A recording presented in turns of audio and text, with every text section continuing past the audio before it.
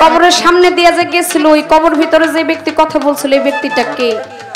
আর ওইটা কিন্তু সাধারণ কোনো ব্যক্তি না যে আমার বড় পীরকে উপদেশ দেয়। ওই ব্যক্তিটাকে তিনটা উপদেশ কি দিছিল? বাবার মা খাজা বাবাকে গর্ভে পাইলেন, খাজা বাবার মায়ের একটা বদনাম হয়ে গেল। বদনামটা কি হয়েছিল আর বদনামটা ঘুরছিল কিভাবে? সন্তান নয়, সে অবশ্যই আল্লাহ প্রাপ্ত একজন ব্যক্তি। আমার গর্ভে সেই সন্তানটা আছে, অটোমেটিকলি সেই দিন আমার খাজা বাবার ওই গর্ভ থেকে আমার খাজা বাবা যে জিকির করতেন এই জিকিরটা সেদিন ওই গ্রামের সকল মানুষকে আমার খাজা বাবা শুনিয়ে দিয়েছিল। খাজা বাবা তিনজন সন্তানের জন্য তিনটা কবর কাটলেন, তিনটা কবর কেটে সেখানে দুইটা কবর কবরস্থ করা হইলেন, আরেকটারে খালি রাখলেন কেন? আমার একটু জানার দরকার ওই ব্যক্তিটাকে যে আমার বড় পীরকে দেখতে আসার পর দেখার পরে সে অন্ধ হয়ে গেছিল, অর্থাৎ সুস্থ ব্যক্তি অসুস্থ হয়ে গেছিল। খাজা বাবার একটা শান, খাজা বাবার নামে রাখলাম। পালাটা যেহেতু শুরু হয়ে গেছে তাহলে অবশ্যই আমারও একটা প্রশ্ন করতে হবে। ওলিয়া উলিয়াদের কথা আমার খাজা বাবা বলি আর বড় পীর বলি, যারা রুহের জগৎ থেকে আল্লাহর ওলি, মাতৃ গর্ভ থেকেই আল্লাহর ওলি, যাদের অসংখ্য কথা আছে, অসংখ্য জীবনী আমাদের ভিতরে আছে। আসলে জীবনী আমরা সব শিল্পীরাই গাই, সব শিল্পীরাই বলি। দেখা যায় প্রথম জন্ম থেকেই শুরু করে আমরা একেবারে জীবনের শেষ পর্যন্ত একটা সিরিয়াল ভাবে কোনো শিল্পী বলে এটা কখনো শেষ করতে পারে না, সেই সময়টুকু আমরা পাই না। আমাদের পালার নির্ধারিত একটা সময় থাকে, হয়তো 4 থেকে 5 ঘন্টা। যদি 10টা থেকে গান শুরু হয় 4টার ভিতরেই আমাদের বাউল গানটা শেষ হয়ে যায়। এর ভিতরে দুজন শিল্পী 2টা পাঠ নিয়ে গান করে, 2টা জীবনী নিয়ে গান করে। যতটুকু বলা যায় ততটুকুই বলি, কিন্তু দেখা যায় জন্ম থেকে এবং তাদের বিদায় নেওয়ার আগ পর্যন্ত এটার যে সিরিয়াল মোতাবেক জীবন বৃত্তান্ত সব কথা কিন্তু একটা শিল্পী ইচ্ছা করলে একটা রাতে শেষ করতে পারে না। এই খাজা বাবার কথা বলি আর বড় পীরের কথা বলি, যাদের জীবনী করতে গেলে তাদের এতই কেরামতি আছে, 1 রাত 2 রাত 3 রাত 4 রাত এরকম বলতে বলতে সময় চলে যাবে, রাত চলে যাবে, কিন্তু তাদের কথা শেষ হওয়ার মতো না। এটা কি আমরা বিশ্বাস করি? করি। যারা খাজা বাবাকে বিশ্বাস করি, যারা বড় পীরকে বিশ্বাস করি, অবশ্যই আজকে তাদের কাছেই পালাটা ভালো লাগবে। যারা খাজা বাবাকে বিশ্বাস করি না, আল্লাহর ওলিদেরকে বিশ্বাস করি না, তাদের কাছে ভালো লাগবে না। তারা একটু বলবে ওই যে কানন দেওয়ান আসছে, পুতুল দেওয়ান আসছে, মন ভান্ডারের বাড়িতে গান দেখে আসি, পুতুল দেওয়ানটা কেমন? তাই তো জীবনে অনেক মানুষের অনেক নাম শুনছি, আজকের বয়াতির নাম পুতুল দেওয়ান।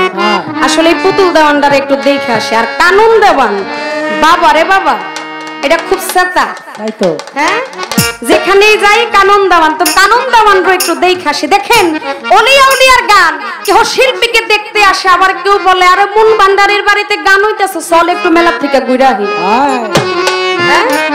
একটু নিমকি একটু ভাজা পোড়া নিয়ে আসি, ঘরের বউ পোলাপান সুন্দর করে একটু আরামে খাইব। দেখেন ওলিয়া উলিয়ার নামে গান, কিন্তু দেখা যায় এই ওলিয়া উলিয়াকে অনেকে ভালোবাসে না, কিন্তু এক একজনের মনের এক একটা আশা নিয়ে আসে, কি একটা অনুষ্ঠানে আসে। তো সেই আশা নিয়ে এবং আমার বড় পীরের জন্ম বৃত্তান্ত থেকে একটা কথা প্রথমে আমি রাইখা যাই। বাবাজি, আমাদের সমাজে আমাদের মা বোনের ঘরে যখন বাচ্চা কাচ্চা যখন হয়, এই বাচ্চা কাচ্চাকে দেখার জন্য কিন্তু অনেকেই আসে, আসে না? আসে। বলে আরে ওই যে অমুকের ঘরে একটা পোলা হইছে, চাঁদের মতো পোলা, চল একটু দেখে আসি, একটা আশা।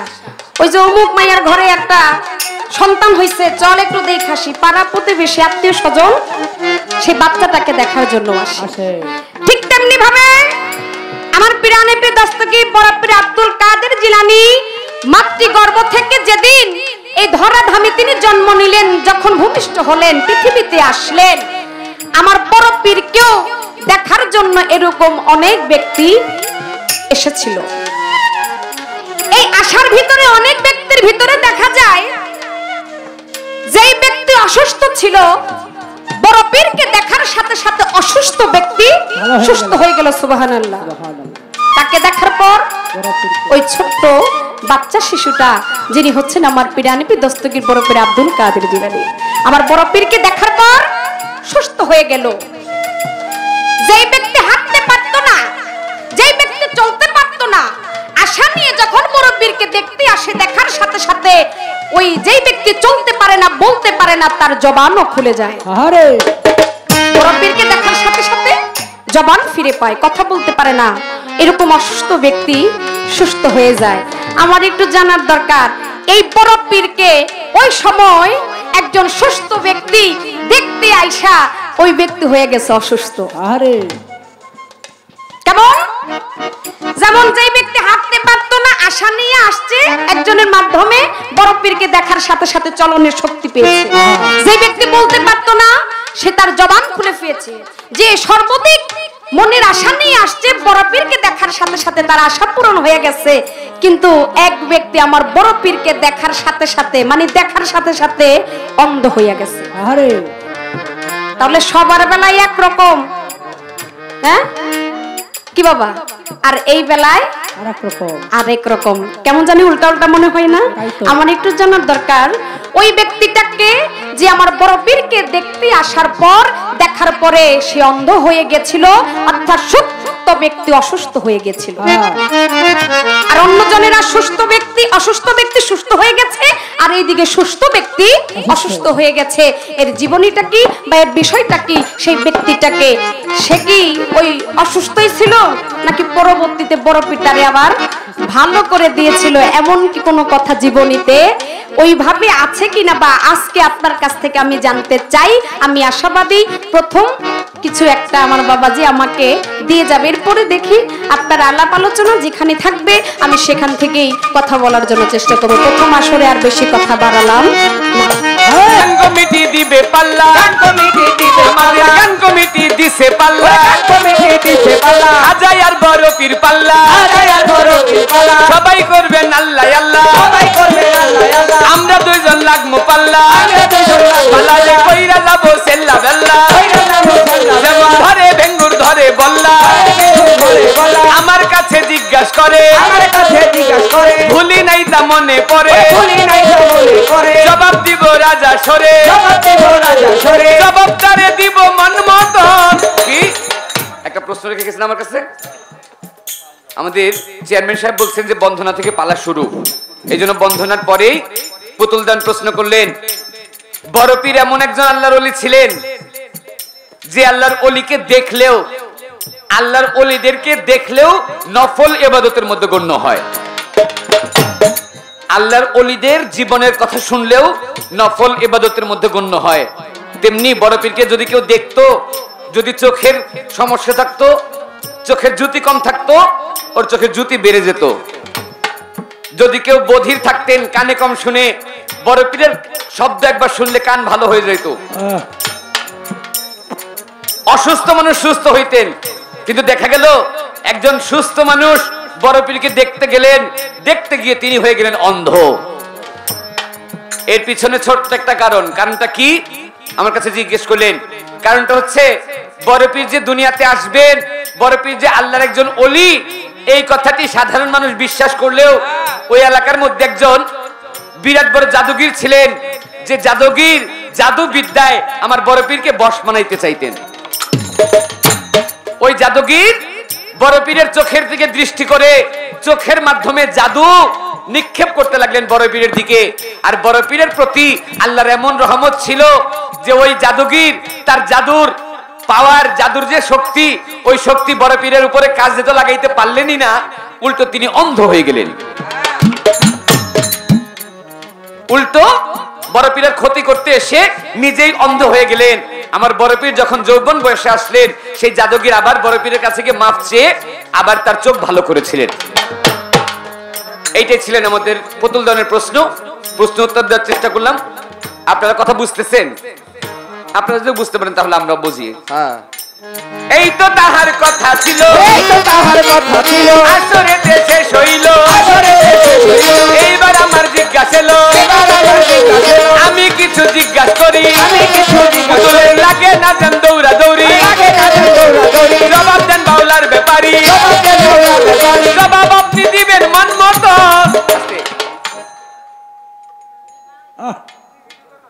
ইজ্জত পাইলাম না থামলেই শীষ মারে থামলেই আমি বুঝলাম না বক্সি কুরআন থাক আমার পুতুল দানের কাছে প্রশ্ন থাকবে একটা পুতুল দান আপনি বলবেন আমার খাজা বাবা অলিকুলের শিরোমণি তিনি মায়ের গর্ভ থাকতে নয় রুহের জগৎ থাকতে আউলিয়া কিন্তু খাজা বাবার রুহের জগৎ থেকে আউলিয়া হওয়া সত্ত্বেও খাজা বাবা যখন তার মায়ের গর্ভে গেলেন খাজা বাবা মায়ের গর্ভে যাওয়ার সঙ্গে সঙ্গে খাজা বাবার মায়ের একটা বদনাম হয়েছিল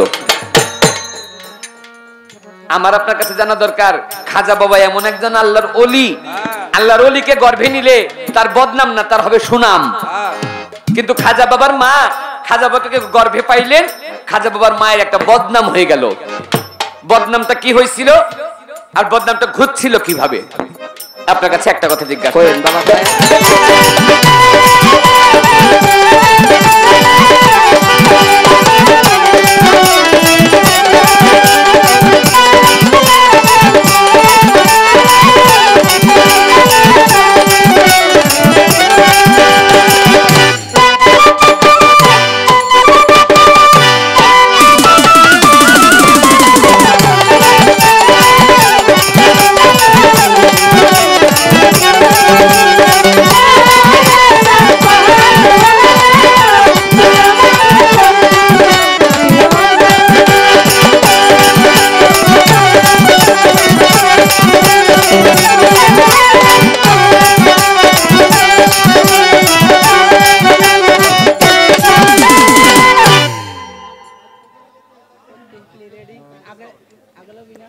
hello hello hello check hello hello hello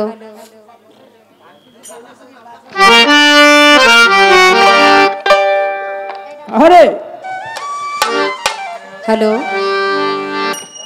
আস্তে বাড়ি দাও বাড়ি দাও যাচ্ছে তা কম কম থাকাই ভালো আপনি আমার ভোকালটা কয় নাম্বার ওই ভলিউমে হাত দেন হাত দিয়ে একটু বাড়ান আর কিচ্ছু করতে হবে না বেশি লাড়ালাড়ি করলে এটা যতটুকু ভালো এর চাইতে আরো বেশি নষ্ট হবে তো নষ্ট করতে চাই না যতটুকু আছে এতটুকু গাইয়া যেন যার যার বাড়িতে যাইতে পারে তাই তো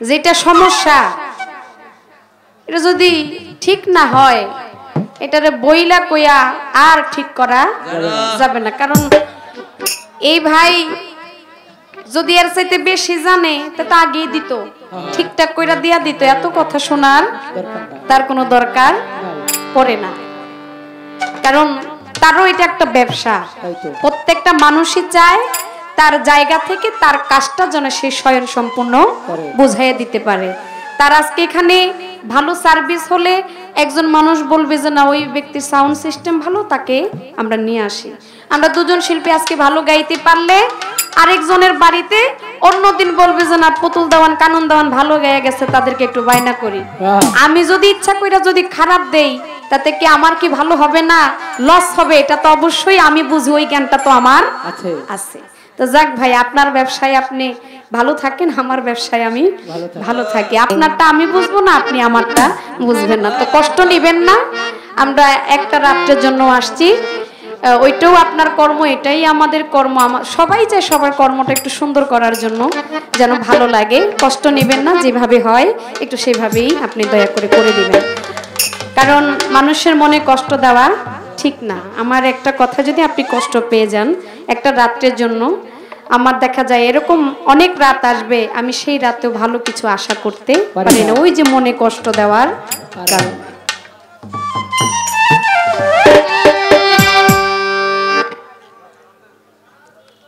হ্যালো হ্যালো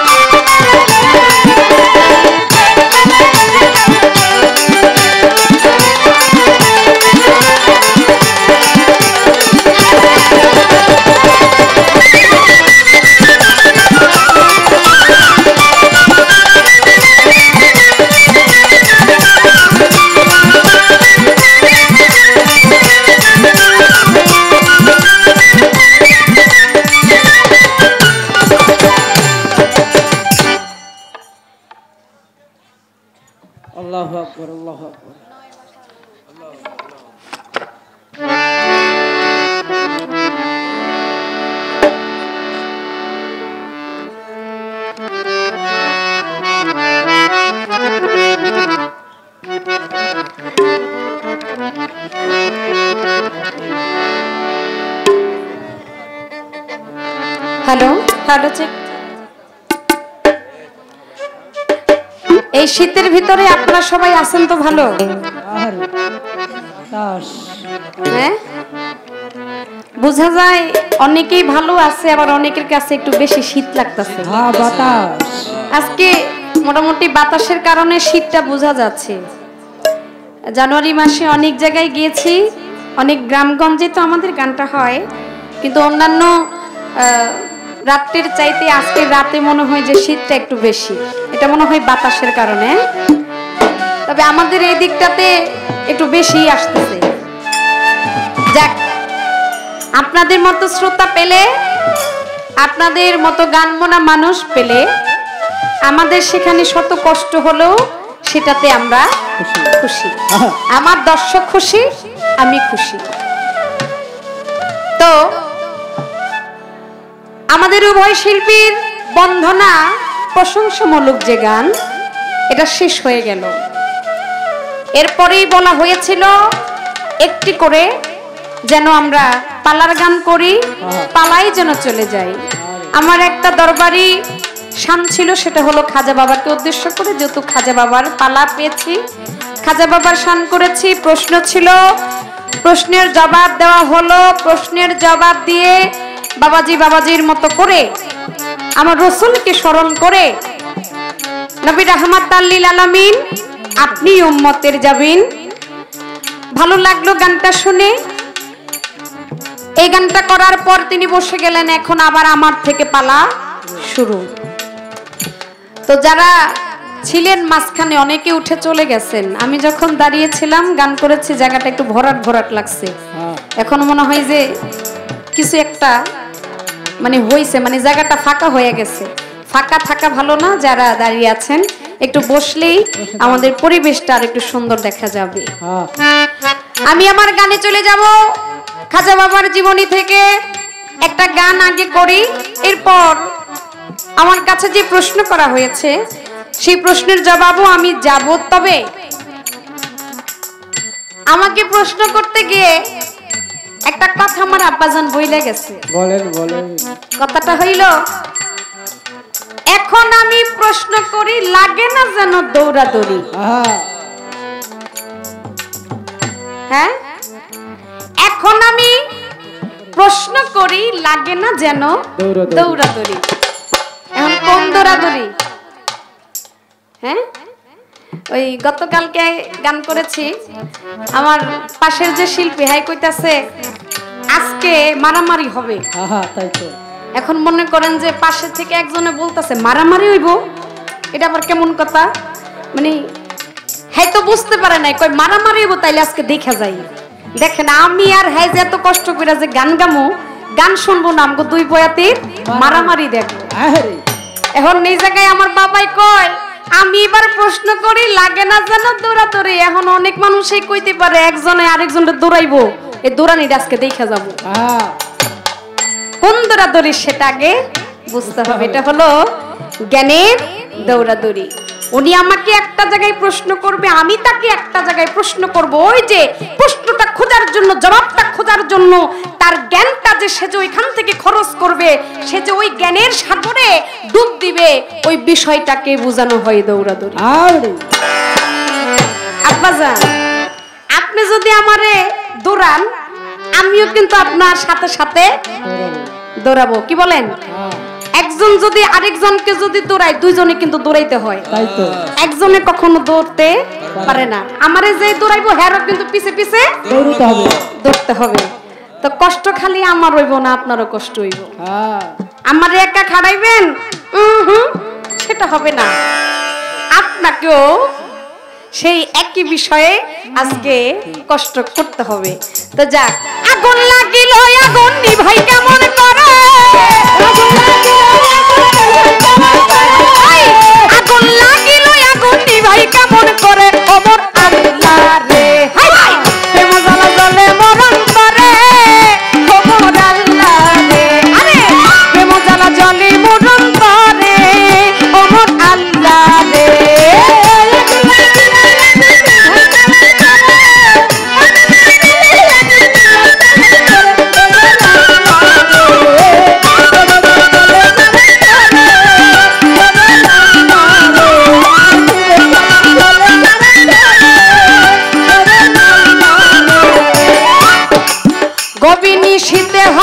তাপসী রাবিয়া মুখে আগুন আগুন কইয়া গোবিনী শীত হরদ তাপসী রাবিয়া মুখে আগুন আগুন কইয়া এই গোবিনী শীতে হরদ তাপসী রাবিয়া মুখে আগুন আগুন কইয়া হাই হাই দৌড়াইয়া যায়া বলছে আগুন লাগছে ধরে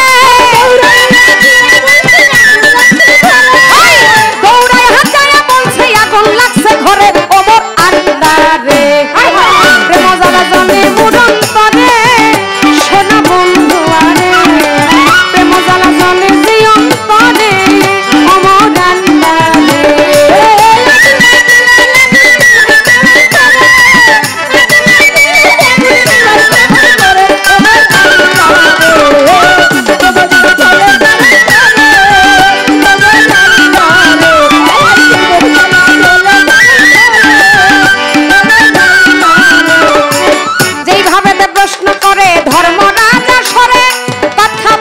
সুরে সুরে হাই যেইভাবে কথা বলে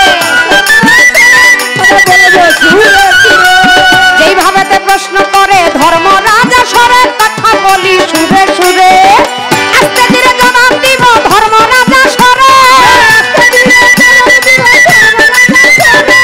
আস্তে ধীরে বলবো কথা এই না রাসবাতে ওমর আল্লাহরে হাই হাই প্রেম জ্বালা জ্বলে যে অন্তরে সোনা বন্ধু আরে যে আগুন লাগাইলো আত্মা জানে ও মোহরা আল্লাহরে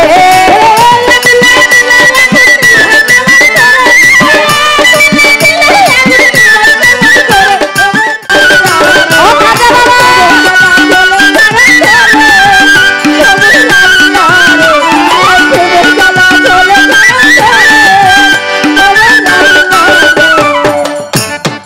খাজা বাবার জীবনী হতে আবারও একটি আমি কথা যাব বলে যেইভাবেতে কথা রাখে কানন দেওয়ান আমারও না মাঝে খাজায়ার বড় পীর আজকে দিয়া দিছে পাল্লা আপনারা বৈশা বাবা করবেন আল্লাহ আল্লাহ এইভাবে আপনারা থাকলে বাবা চুপ আরে চুপ থাকিলে আমরা দুজন গাইতে পারবো খুব এইভাবে দর্শক শ্রোতা আজকে থাকিলে নীরব উভয় শিল্পীর মনের কথা বলা হবে সব আর যদি গানের ভিতর ওঠা বসা হয় বাইরে যাওয়া হয় তাইলে কি আর বাউল গানে মজা ভাইরে রয় ও ঢুলিওয়ালা ভাই আজকে বাজাও মনের মতো সাউন্ডটা যেই রকম আছে এই রকমই ভালো এর চাইতে বেশি কিন্তু আর চাইও না বেশি বেশি কইলে কিন্তু ভালো হবে না যাকার বেশি বইলা কোনো কার্য নাই পালার ভিতরে ঢুইকা এবারে জবাব দিতে চাই রে জবাব দিতে চাই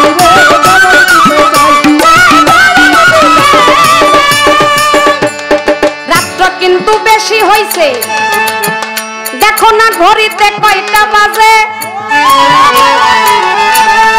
ঘড়িতে কয় সোয়াই 1টা বাজে ও পুতুল দামান কথা কম বইলা গানটা শোনাও না এই না রাসবাতে কথাই একটু কম বইলা গানটা হবে বেশি দর্শক শ্রোতা শুনলে বাবা হবে তারা খুশি কথাবার্তা বেশি কইলে ভালো তো লাগে না ভালো না লাগলে তখন উঠা বসা হয় বলি এখন না তাই খাজা বাবার মাতৃগর্ভে যখন থেকে ছিল ওই সময় খাজা বাবার মার নামে কলঙ্ক হইয়া গেল খাজা বাবা তো কোনো সাধারণ কোনো মানুষ তো ছিল না কোনো সন্তান তো ছিল না তিনি হলেন আল্লাহর ওলি খাস আল্লাহর ওলি জীবনীতে পাওয়া যায় ঘটনা তাই এমন একজন আল্লাহর ওলি গর্ভেতে নিলে তার হয়তো বাবা সুনাম সুনাম না হইয়া খাজা বাবার মায়ের হইয়া গেল বদনাম এই বিষয়টা কি আর আমি বলিব, জীবনের ভিতরে কথা গাথা রইয়া গেল, তাই জীবনী থেকে ছোট করে আমি জবাব দিতে চাই। শুনবেন শুনবেন আজকে বাবুলের ঘোষা। খাজা বাবা ওনারা রুহের জগৎ থেকে আল্লাহর ওলি, কিন্তু দেখা যায় ওনারা একে একে বড় পীর বলি, খাজা বাবা বলি, ওনারা মাতৃগর্ভ থেকেই আল্লাহর ওলি হয়ে আসছে। মাতৃগর্ভ থেকে দুনিয়ার ভিতরে পদার্পণ করেছেন, ভূমিষ্ঠ হয়েছে একমাত্র মানুষকে হেদায়েত করার জন্য, তাই না? খাজা বাবার বড় পীর উভয়ে কিন্তু তারা ইসলামের জন্য যুদ্ধ করেছেন। ইসলামের বাণী ঘরে ঘরে পৌঁছানোর জন্য তারা অনেক চেষ্টা করেছেন, শত শত চেষ্টা করেছেন। তাদের কাছে অনেক মানুষ ইসলাম গ্রহণ করেছেন। তাদের কি কোনো স্বার্থ ছিল? খাজা বাবা বলেন আর বড় পীর বলেন, কোনো স্বার্থ ছিল নাকি? কোনো স্বার্থ তাদের ছিল না। একমাত্র আমার খাজা বাবা আমার নবীজির আদেশে উনি ভারতবর্ষে যান, আর ভারতবর্ষে গিয়েই ইসলাম প্রচার করেন। আর ওই ভারতবর্ষে ইসলাম প্রচার করতে করতে করতে করতে ওনার বসস্থানটা এবং এখন ওনার যে মাজারটা এটা পাওয়া যায় আমাদের ভারতবর্ষে আজমির শরীফে। কিন্তু দেখা যায় খাজা বাবা যখন তিনি তার মাতৃগর্ভে ছিলেন তখন কিন্তু তার স্থানটা কিন্তু ভারতবর্ষে ছিল না। আমার খাজা বাবা যেই এলাকায় থাকতেন, যে শহরটাতে থাকতেন, সেই শহরটার নাম হচ্ছে চিস্তান শহর, সেটা হলো আরব দেশে। আর গ্রামটা হচ্ছে সঞ্জয় নগর। গ্রামের ভিতরে আমার গানের ভিতরে আসছে, অন্ধকারে দয়াল খাজা আলো জ্বালিল রে, ওই যে দেখ সঞ্জয় নগর গ্রামেতে এলো রে। কে আসছে? খাজা বাবা আসছে। এখন খাজা বাবা যখন মাতৃগর্ভে ছিল তখন ওই গ্রামেরই লোক, ওই সঞ্জয় নগরের গ্রামের লোকই আমার খাজা বাবার মাকে কি অপবাদ দিয়েছিল। অপবাদটা কেনই দিল, তার বিষয় আদিটা কি? আমার খাজা বাবা যখন তার মাতৃগর্ভে, যখন উম্মে ওয়ারার গর্ভে যখন আমার খাজা বাবা, তার পিতা ছিল যার নাম হলো খাজা গিয়াসউদ্দিন সঞ্জরি। আপনারা জানেন আগেরকার মানুষ যদি কোনো ব্যবসা বাণিজ্য করত, বাণিজ্যের উদ্দেশ্যে গেলে তাদের 1 মাস 2 মাস 3 মাস এই বাণিজ্যের উদ্দেশ্যে কিন্তু কেটে যাইত। ছোট বাজান আগের কালের কথা বলতেছি। এখন তো আমাদের ঘরের পাশে আমাদের অফিস, ঘরের পাশে আমাদের দোকানঘাট হয়, ঘরের পাশেই আমাদের সবকিছু পাওয়া যায়, হাতের নাগালে এখন সবকিছু। কিন্তু আমাদের খাজা বাবার আমলের কথা বলি, বড় পীরের আমলের কথা বলি, আমার নবীদের আমলের কথা বললেও দেখা যায় তারা যদি বাণিজ্য করতে যেত, কোনো ব্যবসা করতে যাইতো, ওই ব্যবসা একদিন রওনা হইতো, আর ওই জায়গায় ব্যবসা করে ফিরে আসতে আসতে, বাণিজ্য করে ফিরে আসতে আসতে তাদের 2 থেকে 3 মাস 6 মাসও লাগে যাইতো। ঠিক তেমনি ভাবে আমার খাজা বাবার পিতা খাজা বাবাকে গর্ভে দিয়ে আমার খাজা বাবা কোথায় গেলেন? ওই বাণিজ্যের উদ্দেশ্যে তিনি চলে গেলেন। যখন খাজা বাবার পিতা যখন চলে যায়, আমার খাজা বাবার যে মা, ওই খাজা বাবাকে গর্ভে রেখেই তিনি একা একা ঘরের ভিতরে থাকতেন। আর যখন খাজা বাবা তার মাতৃগর্ভে যখন আস্তে আস্তে আস্তে আস্তে যখন 1 মাস 2 মাস 3 মাস 4 মাস যায়, আমার খাজা বাবা ওই মাতৃগর্ভ থেকেই তিনি সর্বদাই কি বাবা আল্লাহর জিকিরে মগ্ন থাকতেন। আর খাজা বাবা যখন গভীর রাত্রে মাতৃগর্ভে থাকতে যখন জিকির করতেন, খাজা বাবা তো ছিল পুরুষ, তাই না? উনি তো পুরুষ, তো উনি যদি জিকির করে তাহলে ওই শব্দটা কি হবে? পুরুষের শব্দ হবে না? পুরুষের শব্দই হয়। খাজা বাবা জিকির করে মাতৃগর্ভ থেকে, আর ওই ঘর থেকে আমার খাজা বাবার শব্দ বাহিরে যায়। আর ঘরের বাহিরে যখন ওই সঞ্জয় নগর গ্রামের মানুষ যখন হেঁটে যাইতো, লক্ষ্য করত ওই গিয়াসউদ্দিন সঞ্জরির ঘর থেকে একটা পরপুরুষের শব্দ আসে। এইভাবে একদিন 2 দিন যায়, এখন গ্রামের লোক তারা একত্রিত হইয়া একজন আরেকজনের কাছে কথাটা লাগায়, এই গিয়াসউদ্দিন সঞ্জুরির ঘরের পাশ দিয়া যায়, অনেক সময় দেখা যায় গভীর রাত্রে ওই ঘর থেকে পরপুরুষের শব্দ পাওয়া যায়, বিষয়টা কেমন জানি, চল আমরা একদিন যাইয়া এমন সময় আমরা অ্যাটাক করব তারা যেন কেউ না বলতে পারে, মানে কে মা যেন না বলতে পারে। এভাবে তারা গ্রামের লোক একজড়িত হয়ে একদিন আমার খাজা বাবার মায়ের ঘরে তারা হঠাৎ করে রাত্রের বেলায় আয়সা হাজির হয়। মাকে বলে, তোমার আজকে একটা বিচার হবে। কি বিচার? ওই দিন কিন্তু শব্দ শুনেই তারা ঘরের ভিতরে আসে। আয়সা তো ঘরের ভিতরে সর্ব জায়গায় খুঁজে পরপুরুষটাকে বাইর করার জন্য, পুরুষের শব্দ আসে, নিশ্চয়ই এখানে একটা পুরুষ আছে। খুঁজতে খুঁজতে তারা পাগল হয়ে যায়, কিন্তু ঘরের ভিতরে কোনো পুরুষ খুঁজে পায় না। এখন তারা মনে মনে বলে যে নিশ্চয়ই কোনো দিক দিয়ে না কোনো দিক দিয়া বাহির কইরা দিছে। এই বলো, আমরা আজকে না, আমরা কয়েকটা দিন লক্ষ্য করতেছি যে তোমার ঘরের পাশ দিয়ে যখন আমরা হেঁটে যাই একটা পরপুরুষের শব্দ পাওয়া যায়।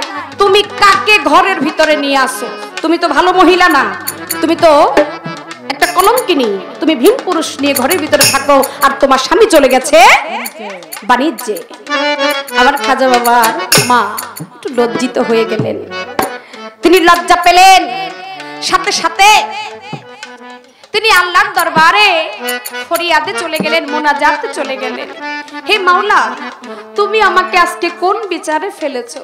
কেউ জানুক আর না জানুক, অন্তত পক্ষে তুমি আল্লাহ তো জানো, আমি কি আমার এই ঘরের ভিতরে কোনো ভিন পুরুষ আমি ঢুকিয়েছি কিনা, আমার ঘরের ভিতরে কোনো ভিন পুরুষ আছে কিনা। মা জননী ফরিয়াদেই মোনাজাত আল্লাহর দরবারে কবুল হয়ে গেল। সেদিন আমার মা ওই গ্রামের লোকদেরকে বলে, দেখেন আপনারা আসছেন, আমার ঘরে কোনো ভিন পুরুষ নাই, আমি হচ্ছি গর্ভবতী, তবে আমার ঘরে এমনই একজন সন্তান আসছে যে সন্তান অন্যান্য সন্তানের চাইতে আলাদা। আমি বুঝতে পারি যে আমার গর্ভে যে সন্তান আছে সে কোনো সাধারণ সন্তান নয়, সে অবশ্যই আল্লাহ প্রাপ্ত একজন ব্যক্তি। আমার গর্ভে সেই সন্তানটা আছে। অটোমেটিকলি সেই দিন আমার খাজা বাবার ওই গর্ভ থেকে আমার খাজা বাবা যে জিকির করতেন, এই জিকিরটা সেদিন ওই গ্রামের সকল মানুষকে আমার খাজা বাবা শুনিয়ে দিয়েছিল।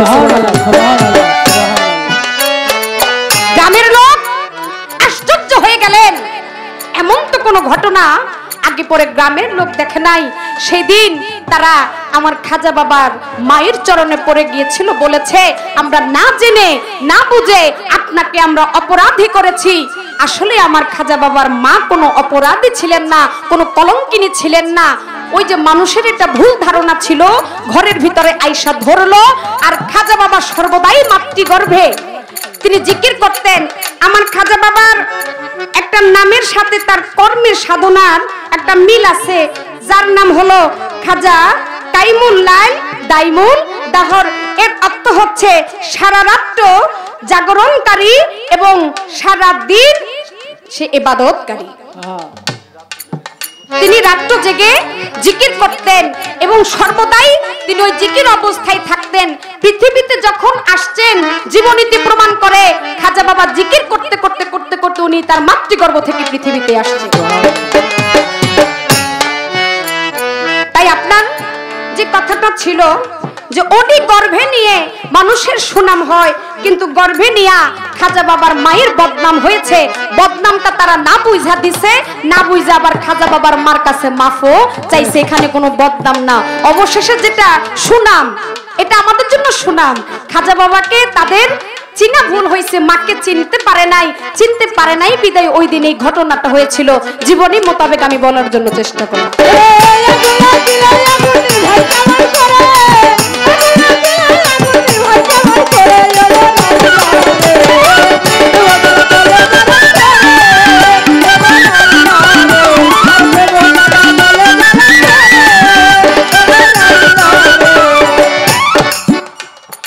এইবার জীবনী হতে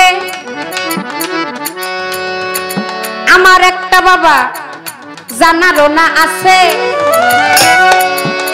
আপনি সুন্দরভাবে জীবনী ধরে আজকে দ্বারা ইয়া জবাব দিবেন আপনার মনের মতো করে। আপনার কথা শুই না এখানে যত জ্ঞানী গণাই আছে সকলের মন প্রাণ আমি বলি জুড়া ইয়া যাবে। প্রথম আসরে আপনি যেই গান যে কথা দিয়া ভাব দিয়া গেছেন মন প্রাণ পুতুল দেওয়ানের সকল কাইরা নিছেন গো, সকল কাইরা নিছেন গো, সকল কাইরা নিছেন গো, সকল কাইরা। তাই আরো একটু বেশি দিবেন আমরা বেশি বেশি পাবো। আপনার কাছে না পাইলে আমি পুতুল দেওয়ান কার কাছে যাব? তাই জীবনী ধরে আমার একটা কথাই আপনার কাছে চাই। কথাটা হলো জীবনীর ভিতরে পাই। কি কথা? পিরানে পে দস্তগীর বড়পীর আব্দুল কাদের জিলানী বড়পীরের বয়স যখন 10 থেকে 12 বছর, ওই বয়সের ভিতরে আমার বড়পীর একদিন রাস্তার ভিতরে তিনি হাঁটতে থাকে। হাঁটতে হাঁটতে সামনের দিকে তিনি লক্ষ্য করে দেখে একটা কবর। ওই কবরের সামনে আমার বড়পীর যায়। যাওয়ার পর ওই কবরটাকে উদ্দেশ্য করে আমার বড়পীর সেদিন সালাম দিয়েছিল, আসসালামু আলাইকুম ইয়ালাল কবর। কবরকে যখন সালাম দেওয়া হয় আমার ওই বড়পীরের সালামটা পাওয়ার সাথে সাথে কবর থেকে আবার সালামের প্রতি উত্তর আসে। আসার পর ওই কবরের ভিতরে যেই ব্যক্তি জীবনীতে আসছে ওই ব্যক্তি সেদিন আমার বড়পীরকে একে একে 3টা উপদেশ দিয়েছিল। একে একে 3টা উপদেশ দিয়েছিল। উপদেশ দিয়ে বলেছিল, হে বড়পীর আপনি যদি এই উপদেশগুলো যদি আপনি পালন করেন, আপনি যদি মানেন, আমি আশা করি আপনাকে আমার স্রষ্টা আমার মহান রাব্বুল আলামিন একটা পুরস্কার আপনাকে দিবেন। আমার একটু জানার দরকার, ওই যে কবরের ভিতরে যেই ব্যক্তি ছিল বড়পীরকে 3টা উপদেশ দিল, দেওয়ার পর আবার বলছে 3টা উপদেশ যদি আপনি সঠিকভাবে যদি করতে পারেন আল্লাহ পাক আপনাকে একটা পুরস্কার দিবে। আমার একটু জানার দরকার, কবরের সামনে দিয়ে যে গেছিল ওই কবর ভিতরে যে ব্যক্তি কথা বলছিল এই ব্যক্তিটা কে? আর ওইটা কিন্তু সাধারণ কোনো ব্যক্তি না যে আমার বড়পীরকে উপদেশ দেয়। ওই ব্যক্তিটাকে 3টা উপদেশ কে দিছিল? আর বড়পীর এই 3টা উপদেশ যখন মেনেছিল, মানার পর ওই যে বলছে একটা পুরস্কার দিবে। আমার একটু জানার দরকার এই পুরস্কারটা কি? এই পর্যন্ত বলা কাবা আর তো কিছু না, এইবার একটা গানের ভিতর যাবো এখন না রে, যাবো এখন না রে, যাবো এখন না রে। আগুন লাগিল হইয়া বন্দি ভাই কেমন করে, আগুন লাগিল আগুন ভাই কেমন করে, খবর ঠান্ডা রে মোজালা চলে জারণ করে, খবর ঠান্ডা রে মোজালা চলে মোটন করে। ওই আমার বন্ধু বারে ওরে প্রেম জালা জানে যে অন্তরে ওরহ আল্লাহ রে।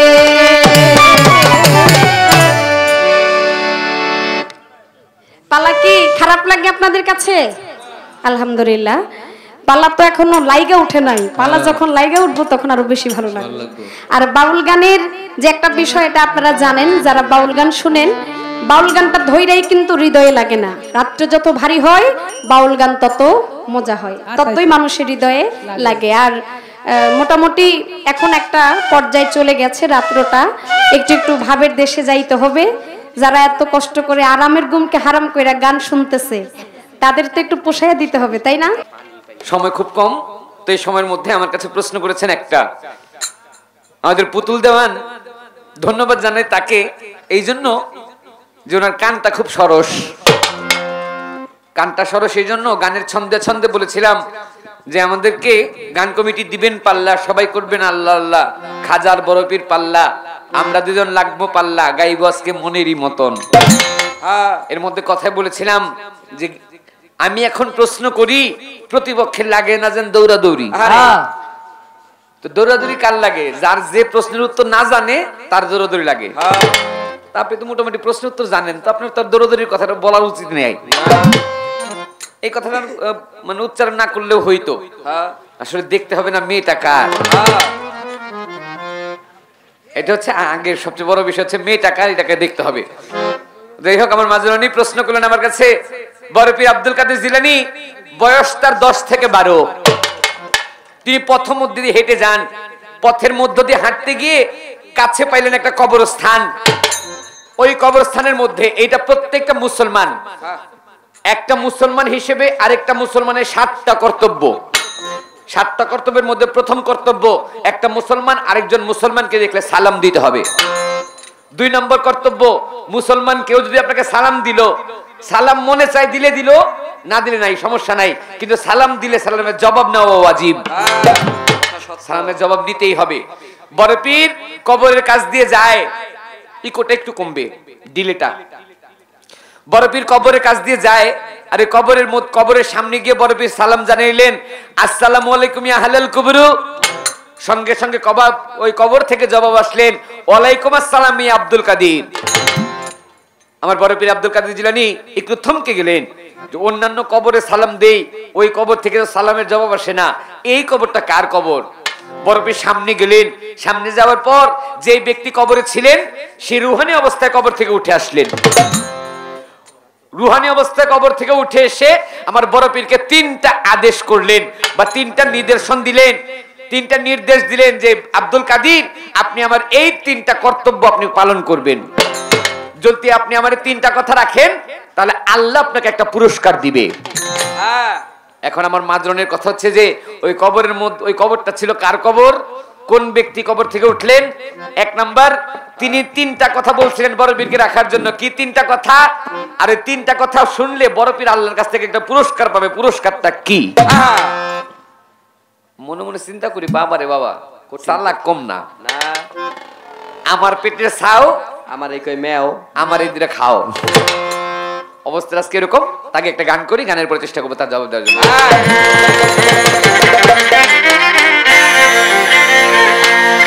বড় ভাব লাগাইয়া দিলি মনে রে, বড় ভাব লাগাইলি মধুর মনে রে, বড় ভাব লাগাইলি মধুর মনে, বড় ভাব লাগাইলি মধুর মনে রে, বড় ভাব লাগাইলি মধুর মনে রে, বড় ভাব লাগাইয়া দিলি মনে, বড় ভাব লাগাইলি মনে রে, বড় ভাব লাগাইয়া মধুর মনে রে, বড় ভাব লাগাইয়া গেলি মনে, বড় ভাব লাগাইয়া মধুর মনে রে, বড় ভাব লাগাইয়া গেলি মনে রে, বড় ভাব লাগাইয়া গেলি মনে। ও ভাই রে ভাই, বাগদাদ শহরে একজন রমণী যে ছিল, একে একে 18 মাইয়া আল্লাহ তারে দিল।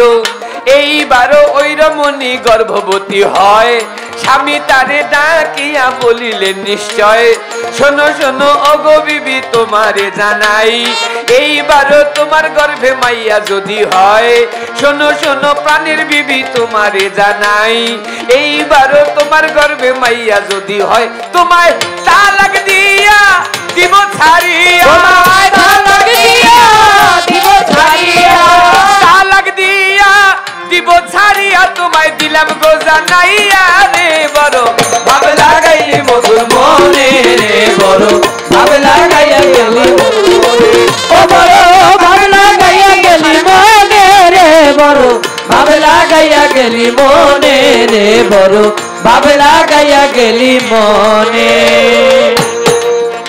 ওরে স্বামী তারে ডাকিয়া বলিলে নিশ্চয়, শোনো শোনো প্রাণের বিবি তোমারে জানাই, একে একে 18 মাইয়া আল্লাহ মালিক দিল, এইবারও আল্লাহ যখন গর্ভবতী করিল, এইবারও তোমার গর্ভে মাইয়া যদি হয়, 3 তালাক দিয়ে তোমায় দিব গো নিশ্চয়। এই কথা শুনিয়া বেটি কান্দে জারে জারে, পাশের বাড়ির এক বুড়ি ডাক দিয়া কয় তারে, কি জন্যে কাঁদতেছ মাতা বলো না আমায়। ওই রমণী বলছে তখন বুড়ি বেটির ঠাই, শোনো শোনো বুড়ি মাগো তোমারে জানাই, 18 মাইয়া আমায় দিল মালিক সাই, এইবারও গর্ভবতী গেলাম যে হইয়া, স্বামী আমায় ডাকিয়া দিল রে জানাইয়া, এইবারও আমার গর্ভে মাইয়া যদি হয়, 3 তালাক দিবে আমায় দিবে দে নিশ্চয়, এই জন্য কান্দি মাতা বলিলাম তোমারে।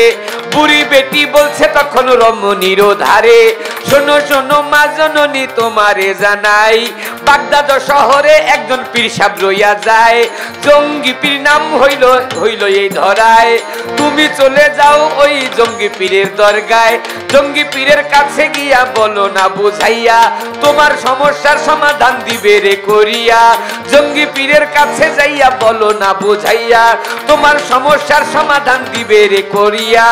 এই কথা শুনিয়া বেটি কি কর্ম করিল, 1 ঘটি দুধ বেটি সঙ্গে লইয়া লইল, 1 ছড়া কলা বেটি সঙ্গে লইয়া লয়, দুধ কলা লইয়া বেটি পীরের কাছে যায়, পীরের দরবারে গিয়া দুধ কলা দিল, দুধ কলা দিয়া পীরের মনের কথা কইল, পীরের দরবারে বেটি দুধ কলা দিল, দুধ কলা দিয়া তার মনের কথা কইল, পীর সাহেব হুজুর বাবা তখনে জানায়, কি করিল বলবো রাত সবাই। পীর সাহেব হুজুর তখন দুধ কলা খাইল, দুধ কলা খাইয়া পীরে সেজদাতে পড়িল, সেজদাতে পীর সাহেব হুজুর থাকে অনেকক্ষণ, সেজদাটা পীর সাহেব হুজুর উঠাইল যখন, সেজদা উঠাইয়া পীরে ধ্যান ধরিয়া চায়, এইবার তো গর্ভের মধ্যে মাইয়া দেখা যায়, সেজদা উঠাইয়া পীরে ধ্যান ধরিয়া চায়, এইবারও তো গর্ভের মধ্যে মাইয়া দেখা যায়, বলে এইবারও তো দেখি মাইয়া, এইবারও তো দেখি মাইয়া, এইবারও তো দেখি মাইয়া তোমার গর্ভের ভিতরে রে, বড় ভাব লাগাইলি মধুর মনে রে, বড় ভাব লাগাইলি মধুর মনে, ও বড় ভাব লাগাইয়া মধুর মনে রে, বড় ভাব লাগাইয়া গেলি মনে রে, বড় ভাব লাগাইয়া গেলি মনে। আস্তে বাবাজি, গানের ছন্দে ছন্দে কথা বলতেছি, কথা বোঝা যায়? আলহামদুলিল্লাহ। সেজদা উঠাইয়া পীরে বেটিরে জানায়, এইবারও মাগো তোমার মাইয়া দেখা যায়, এইবারও তোমার গর্ভে মাইয়া যাবে হইয়া। এই কথা শুনিয়া বেটি কান্দে বইয়া বইয়া, কান্দিতে কান্দিতে নিজের বাড়ির দিকে যায়, পথের মধ্যে পাইল তারে ছোট্ট এক বাচ্চায়, আব্দুল কাদির নামে একটা বাচ্চা যে ছিল, ওই বাচ্চা রমণীকে তখন দেখিল, রমণীকে দেখা তখন বাচ্চায় জিগায়, কি জন্যে কাঁদতেছ মাতা বলো না আমায়। রমণী বলছে তখন বাচ্চারও না ধারে, কি বলবো বাচ্চা কি বলবো তোমারে, বাচ্চা কয় বুঝাইয়া বুঝলে কেন বুঝবো না, আমার কাছে বলো মাগো মনের ঘটনা।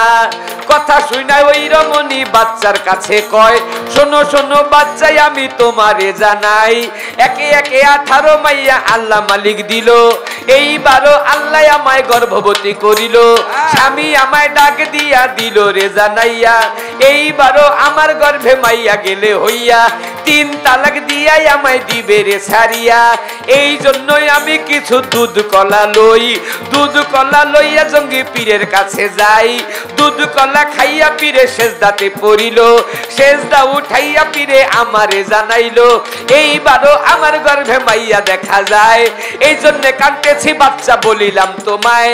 ওই বাচ্চা বলে তখন রমণীর ধারে, শোনো শোনো মা জননী বলি গো তোমারে, আবারও চলে যাও পীরের দরগায়, পীরের কাছে যাইয়া তুমি বলো না তথায়, শোনেন শোনেন পীর সাহেব হুজুর আমার, ওরে শোনেন শোনেন পীর সাহেব হুজুর শোনেন আমার কথা, শুনিয়া নেন আপনি মনের যত ব্যথা, গর্ভের মাইয়া যদি ছেলে করতে পারলেন না, আমার দুধ কলা খাইলেন আপনার শরম কি লাগে না, গর্ভের মাইয়া যদি ছেলে করতে পারলেন না, দুধ কলা খাইলেন আপনার শরম কি লাগে না।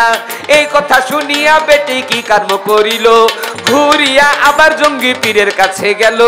জঙ্গি পীরের কাছে গিয়া বেটি তখন কয়, শোনেন শোনেন পীর সাহেব হুজুর আপনারে জানাই, গর্ভের মাইয়া যদি ছেলে করতে পারলেন না, দুধ কলা খাইলেন আপনার শরম কি লাগে না? কথা শুনে পীর সাহেব হুজুর লজ্জা পাইয়া গেল, বলে মাগো এই কথা কে শিখাইয়া দিল? বেটি বলে পথের মধ্যে বাচ্চা দেখা যায়। ওরে বেটি বলে পথের মধ্যে বাচ্চা দেখা যায়, ওই বাচ্চা আমারে এই কথা শিখায়। পীর সাহেব হুজুর রমণীকে সঙ্গে লইয়া লইল, হাঁটিতে হাঁটিতে ওই মাঠের মধ্যে গেল। আব্দুল কাদিরের কাছে পীর সাহেব হুজুর গিয়া বলে, কি শিখাইছো বাচ্চাই আমায় বলো না বুঝাইয়া? বাচ্চা তখন বলছে ওই পীর সাহেবের ধারে, শোনেন শোনেন পীর সাহেব হুজুর বলি আপনারে, গর্ভের মাইয়া যদি ছেলে করতে পারলেন না, তার দুধ কলা খাইলেন আপনার শরম কি লাগে না? এই কথা শুনিয়া পীরে রাগ হইয়া গেল, ঠাস করিয়া একটা থাপ্পড় বাচ্চার গালে দিল।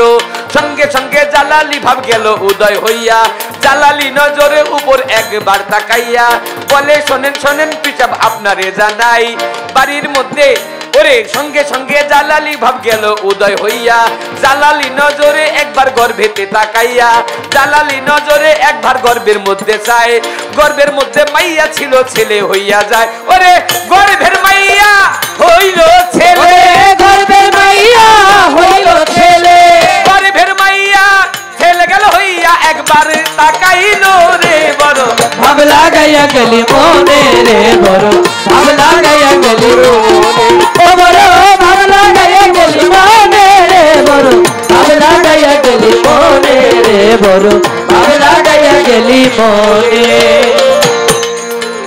জালালি নজরে বাচ্চা একবার তাকাইলো, গর্ভের মধ্যে মাইয়া ছিল ছেলে হইয়া গেল।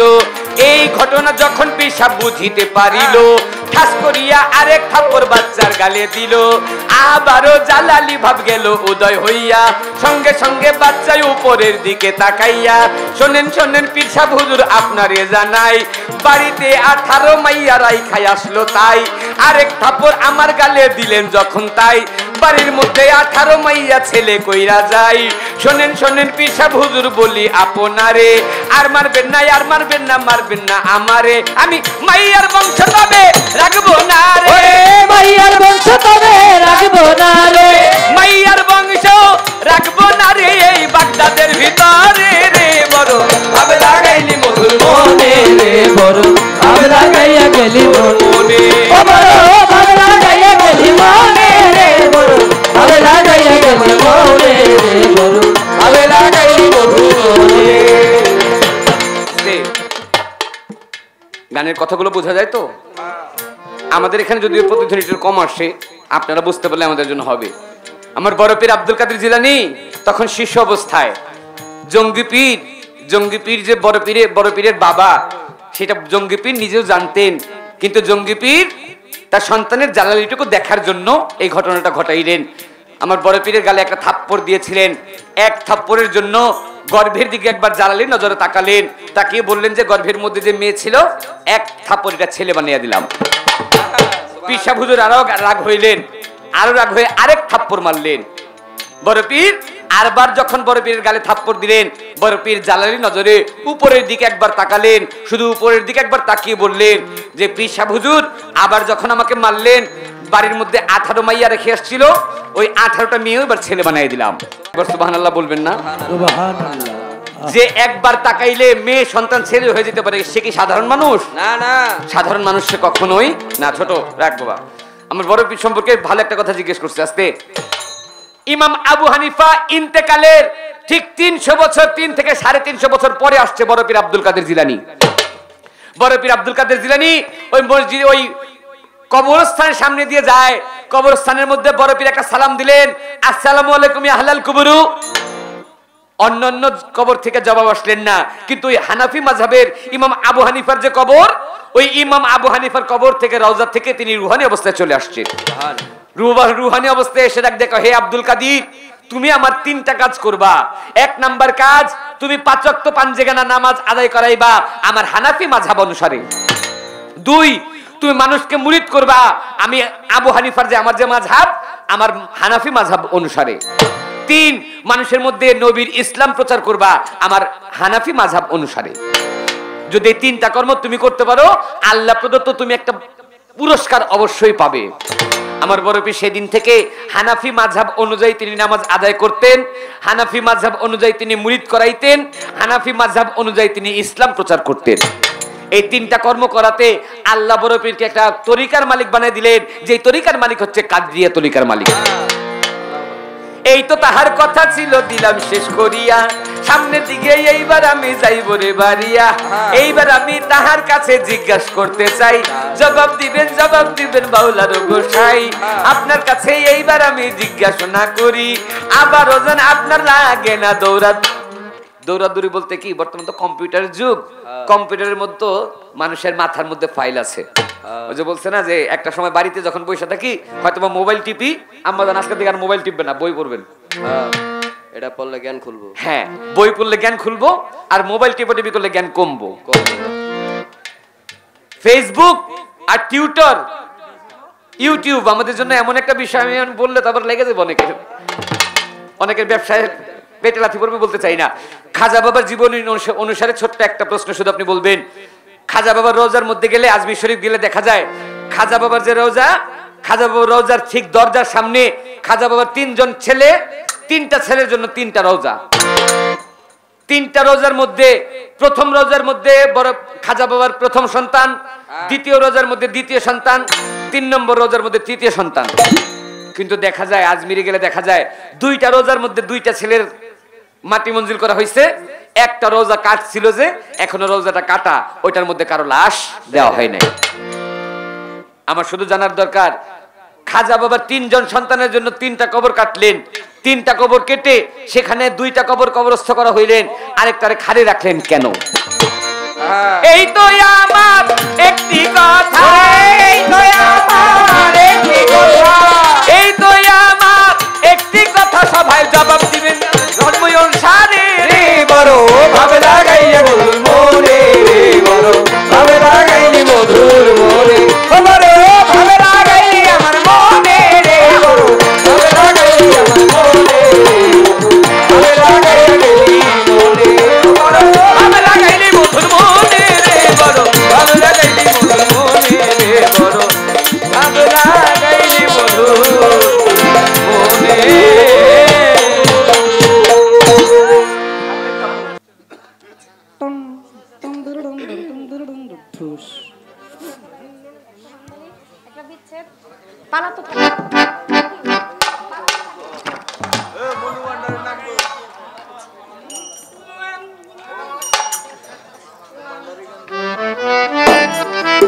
আচ্ছা, 3টা গান চলতেছে না? একটা পালার গান শুনলাম, তারপর বন্ধুরে কই পাবো সখীরে, বাউল আব্দুল করিমের গান শুনলাম, পরে আরো একটা শুনলাম ভান্ডারি গান। ভান্ডারি নামে অনুষ্ঠান, ভান্ডারি গান তো থাকতে হবে। হ্যাঁ, তো প্রশ্ন করেছে, প্রশ্নের জবাব দিতে হবে, প্রশ্নের জবাব দিতে গেলে গানও একটা করতে হবে।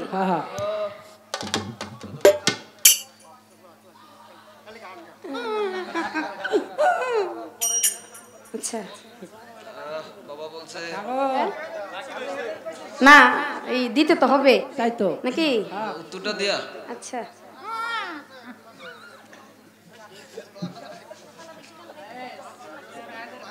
না একটা গান গাই ছোট করে গাইয়া জবাব দিয়া দেয় নাকি? ঋণী থাকা ভালো না, ঋণী থাকা ভালো না। মুসলমান যারা মৃত্যুর আগেই সবসময় মানুষের কাছ থেকে একটু কি ঋণগ্রস্ত থাকলে আসলে এটা আসলে কেমন কেমন জানি মনে হয়। ঋণগ্রস্ত থাকা ঠিক না? হ্যাঁ, এই যে বুঝা গেল যে জ্ঞানী মানুষ আছে। হ্যাঁ, শুধু তো এই সারা জীবন বাজাইলে আর গাইলে হয় না, মাঝে মধ্যে একটু বয়াতির লগে থাইকা একটু বয়াতির ভাব লইতে। একটা গান আগে ছোট করে খাজা বাবার স্মরণে রাখি, মানে খাজা বাবার জীবনে থেকে, তারপর যে প্রশ্নটা করেছে এই প্রশ্নটার জবাব দিয়ে দিব। আমার কাছে 2টা গান আছে, একটা হলো অনেকদিন পরে পাইলাম গানটা, শাহালির মালাই বড় জ্বালারে, ভান্ডারের মালাই বড় জ্বালারে। তারপর আরেকটা হচ্ছে বন্ধুর বাড়ি আমার বাড়ি। দুইটা গানই খুব সুন্দর গান, তবে একটু সময় দিবেন। 3টা করে গান যেহেতু অনায়াসে 3টা গান করা যাবে। এরপরে বাবাজি দাঁড়াবে। শান্তি কি দিবেন না? একটু হালকা একটু ভোকালটা কমান তাইলে ঠিক হয়ে যাবে। ঘন্টা দিছে হ্যাঁ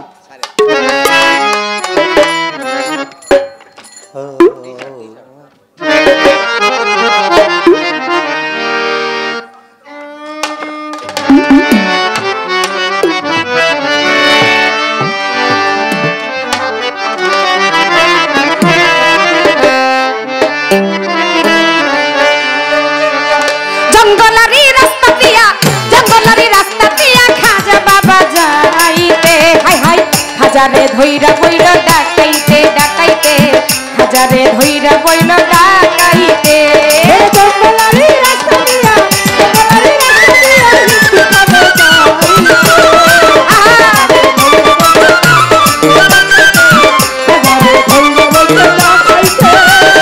ডাকাতের দল করতে ডাকাতি,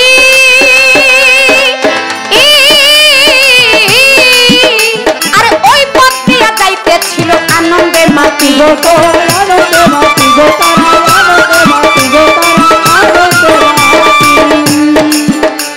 ওরে ডাকাতের দল ভাই করতে ডাকাতি,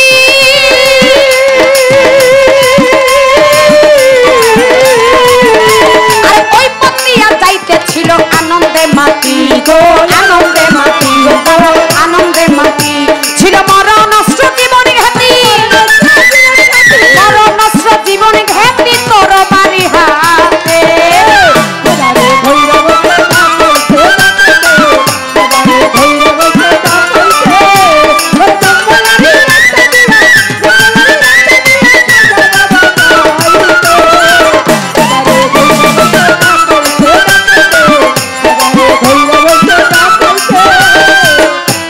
আমার খাজা বাবা দেখো চক্ষু ঘুরাইয়া,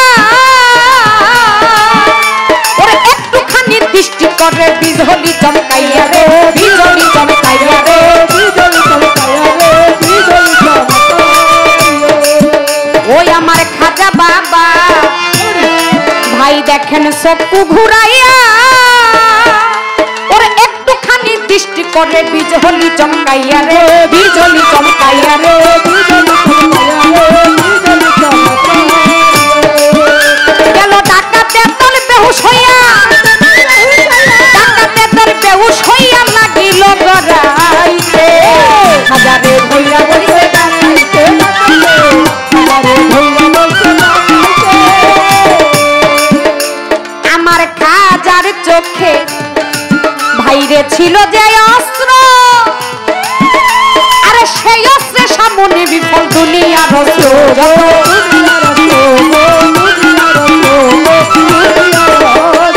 আল্লাহর দেওয়া তোর অস্ত্র, আল্লাহর দেওয়া তোর অস্ত্র খাজা বাবার চোখেতে।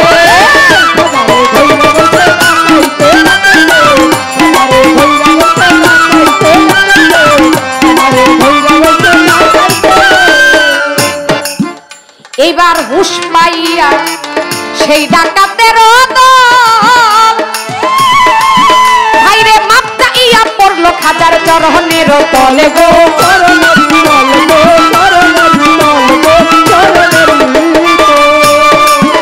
এইবার ডাকাতি ভুলিয়া শত, ডাকাতি ভুলিয়া শত লাশিল ইসলামেতে, হাজারে ধইরা বইছে ডাকাইতে ডাকাইতে।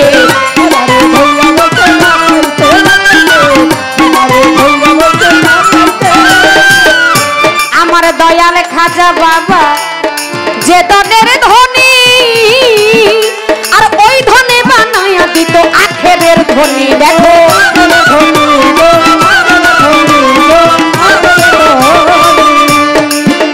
এবার আল্লাহর দেওয়া বড় ধনী, আল্লাহর দেওয়া বড় ধনী কয়া বুলের গীতিতে।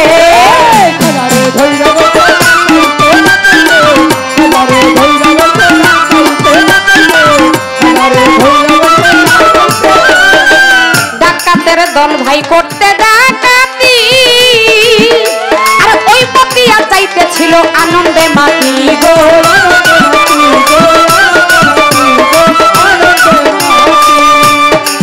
ছিল মরণাস্ত্র জীবন ঘাতি মরণাস্ত্র জীবন ঘাতি তরবারি হাতে হাজারে হইরা বইছে ডাকাইতে আমারে হইরা বইছে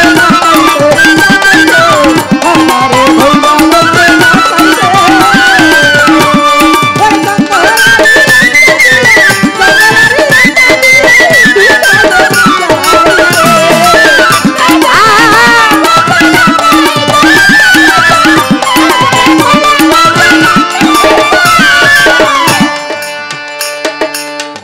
মহাজনী গান বাবা আমার গেল শেষ হইয়া একটি প্রশ্ন রইয়া গেল তার সমাধান যাব কইরা একটি কথা হইয়া গেলে পালাই আজকে শেষ এরপরে হবে বিচ্ছেদ গান গাওয়া আমাদের বিশেষ এই পর্যন্ত পালা গাওয়া আর তো কিছু নাই সুরে সুরে এইবার আমরা বিচ্ছেদের দেশে যাই আমরা ভান্ডারির দেশে যাই আমরা ভান্ডারির গান গাই খাজা বাবার দরবার হতে একটা প্রশ্ন আমার কাছে রইয়া গেল ধর্ম রাজা সরবার ভিতরে আমার জবাব দিতে হইল প্রশ্নটা যারা আপনারা খাজা বাবাকে ভালোবাসেন যারা খাজা বাবাকে ভালোবেসে খাজা বাবার দরবারে যান তারা আমাদের চাইতে একটু বেশি জানেন বা বেশি একটু বুঝেন আমার বাবাজি প্রশ্ন করেছেন প্রশ্নটা খুব সুন্দর খাজা বাবার যে রওজা শরীফ আছে খাজা বাবার যে দরবার আছে যে রওজাটা এই রওজাটার সামনে বরাবর আরো তিনটা রওজা আছে তিনটা রওজার ভিতরে দেখা যায় দুইটা রওজার ভিতরে তার যেই দুই সন্তান এই দুইজন সন্তানকে রাখা হয়েছে তার তো তিনটা সন্তান দেখা যায় আরেকটা যে রওজা আছে বা তার ছেলের জন্য করা হয়েছে সেটা খালি এখন তিনটার ভিতরে তো তিনটাতে রাখার কথা তাই না তিনটাতে রাখা হইল না দুইটাতে রাখা হয়েছে তার মানে একটা এখনো খালি আছে এখন আমার বাবাজির কথা হইল তাহলে আপনি একটু বলবেন এই রওজাটা মূলত খালি কেন আমার খাজা বাবার দুইজন স্ত্রী ছিল জীবনীতে প্রমাণ করে দুইজন স্ত্রীর ভিতরে প্রথম যে স্ত্রী সেই স্ত্রীর ঘরে দুজন ছেলে সন্তান আর একটা হচ্ছে মেয়ে সন্তান আর দ্বিতীয় যে স্ত্রী ছিল সেই ঘরে ছিল তার একটা সন্তান অর্থাৎ ছেলে সন্তান ছিল তিনজন তার ওরসে আর মেয়ে সন্তান হচ্ছে একজন এখন তিনজনকে তিনজনের জায়গায় কিন্তু রাখা হয় কিন্তু ওই যে খালি যে বিষয়টা এটা আমার বলা হইল আজকের বিষয় তার একজন ছেলে নাই নাই কেন না থাকার কারণ হচ্ছে একটা তার হায়াত তাকে জিন্দা ভাবে খাজা বাবা দোয়া করে গেছে সে কাল কিয়ামত পর্যন্ত সে হায়াত পেয়েছে কিভাবে যখন আমাদের ইমাম মেহেদী আসবে ওই ইমাম মেহেদী আসার সময় সে পরিপূর্ণভাবে অর্থাৎ সে ছেলেটা আছে সে ছেলেটা হচ্ছে তার রুহানি সন্তান যার নাম হচ্ছে আব্দুল্লাহ বিয়াবানি তার এই রুহানি সন্তানটা এখনো আছে কিন্তু আমরা তাকে সচোখে আমরা তাকে কিন্তু দেখি না মানে উনি প্রকাশে নাই উনি কিন্তু আড়ালে আছে যার নাম হচ্ছে আব্দুল্লাহ বিয়াবানি জীবনীতি প্রমাণ করে তার কাজ হচ্ছে খাজা বাবার দরবারে যখন কেহ যায় খাজা বাবার দরবারে যাওয়ার সময় কেহ যদি খাজা বাবার দরবারের রাস্তা যদি হারিয়ে ফেলে ওই আব্দুল্লাহ বিয়াবানি তার ওই রুহানি সন্তানের কাজ হচ্ছে তাকে খাজা বাবার ওই যে রাস্তা মানে খাজা বাবার দরবারে যাওয়ার যে রাস্তাটা সেই রাস্তাটা কোনো ব্যক্তি যদি ভুলে যায় তাকে দেখিয়ে দেয় আর পিপাসক ব্যক্তিকে সে পানি পান করায়। আব্দুল্লাহ বিয়াবানির এই কর্মটা কাল কিয়ামত পর্যন্ত থাকবে, অর্থাৎ ইমাম মেহেদী পৃথিবীতে আসা পর্যন্ত সে থাকবে। ইমাম মেহেদী যখন আসবে তখন তার কি আত্মপ্রকাশ হবে, আর আত্মপ্রকাশের পরে অবশেষে সে কি বিদায় নিবে, আর ওই বিদায় নিলে অবশেষে তার জায়গাটা ওই রওজার ভিতরেই হবে। এই ছিল আপনার কথা। আমি আর কথা এখানে বাড়ালাম না। আমি যদি কথা বাড়াইতাম আরো কিছু বললেও বলতে পারতাম, যেহেতু পানা শেষ এখানে আর কথা বাড়ানোর কোনো দরকার নাই। আমাদের কিছু মেহমান ওনারা আসছে, ওনারা গান শুনতে যাচ্ছে, তো ওনারা বলেছে যে এই ভান্ডারি গান গাইবেন আর বিচ্ছেদ গাইবেন। এরপরও আমি শুধু প্রশ্নের জবাবটা দেওয়ার জন্য খাজা বাবার একটা জীবনী গান করেছি। আমার বাবাজির এই পর্যন্ত বলা কওয়া ছিল, এই পর্যন্ত আমি জীবনী মোতাবেক আমি চেষ্টা করেছি সত্যটা বলার জন্য, বাকিটা বাবাজি আপনি বুঝে নেবেন।